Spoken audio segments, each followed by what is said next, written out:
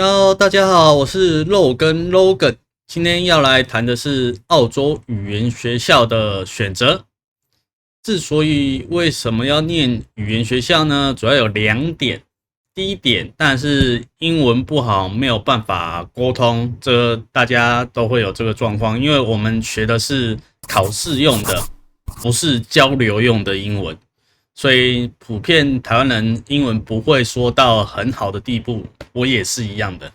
不要以为说你可以用 Google 翻译，或是靠朋友就可以帮你在澳洲过这1-2年的生活，除非你真的运气很好，可以遇到一个很好的朋友一直跟着他，不然的话，人还是要有靠自己的时候。第二点，扩展人脉。俗话说得好，在家靠父母，出外靠朋友。多认识一点人不会让你吃亏，而且各国的朋友他们的资讯来源都不一样，所以如果你想要找到好的工作，前提是你要先有工作可以让你选，不然的话做黑工最惨就跟台湾一些绕跑的外劳一样。但那么多语言学校，到底该选哪一间呢？今天就来谈谈我个人的选择。学校的选择这部分要摆在你已经决定你要飞到澳洲哪一个都市当做你的第一站之后，你再选择你的学校。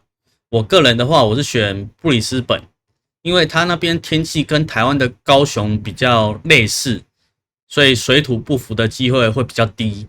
毕竟澳洲是没有台湾健保这种东西的，那边看医生很贵，至少要你3天的日薪做起跳，而且通常那边的医生也是说，你去买什么药吃，那就跟你直接去药局买药是一样的，所以大家要特别注意，第一站的选择是很重要的。再来我们要来谈的学校的选择，这就比较个人化了。下面我把学校分为3种。第一种，懒人型，宿舍就在学校的隔壁，主打的就是方便。其他宿舍通常会离学校有一段距离，像我念的 ALS 就离学校有41分钟的车程，你要走路，再加上搭公车才会到学校。第二种，被虐型。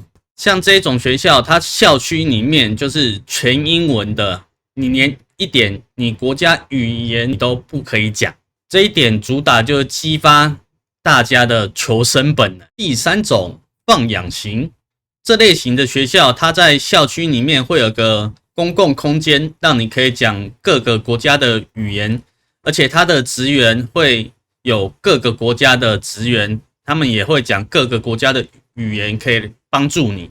主打的就是慢慢的适应澳洲的生活。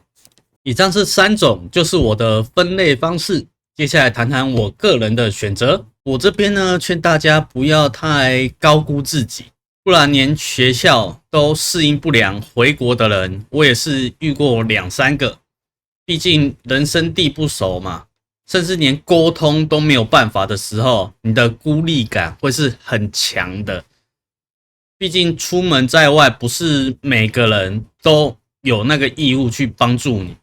在澳洲的第一个晚上，看着陌生的街景，我去麦当劳点的第一份晚餐，在我想法里应该是，就算我英文不好，我就看着菜单跟他讲 this one， 但是店员他又问了很多当下我不清楚的英文，例如说你要不要餐具啊，要不要一些调味料啊，当下我都听不懂，我就只能说 OK。 所以那时候我光是点餐就点了10几分钟，这跟我想象中的有点不太一样。我拿到餐之后就坐在那边一个人自己吃着汉堡，在心里默默的流泪，觉得说我怎么那么烂，这一点是大家要克服的。我当初也克服过来了，我这么烂都可以，你们一定可以的嘛。所以我语言学校我就选了第3类放养型的 ALS， 毕竟人是要慢慢进步的嘛，想要一步登天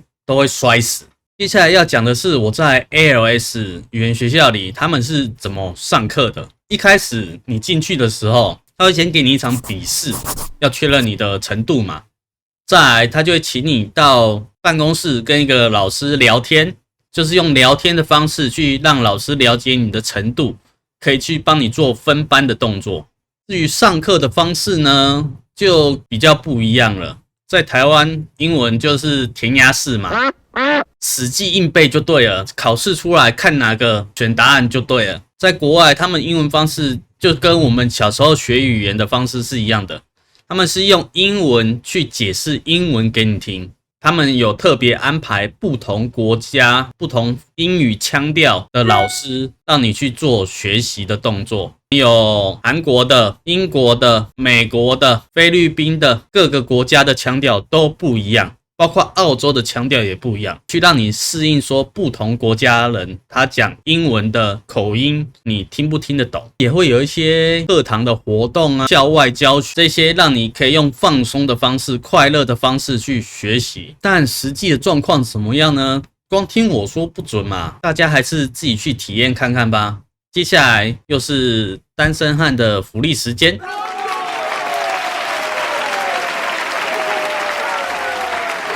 在语言学校仍然是州多生少的状况，男女的比例一样是男生很少，女生很多。下面就是一些学校的活动照片，给大家欣赏一下。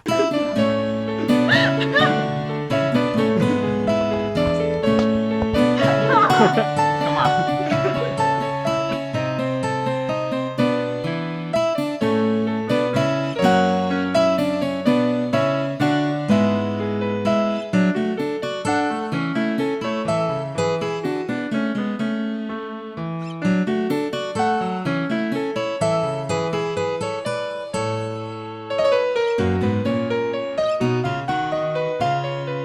想要来段异国恋的你，准备好出发了吗？以上就是今天澳洲语言学校的选择，不要忘记帮我按赞、订阅、开启小铃铛。我们下次见喽 ，ciao。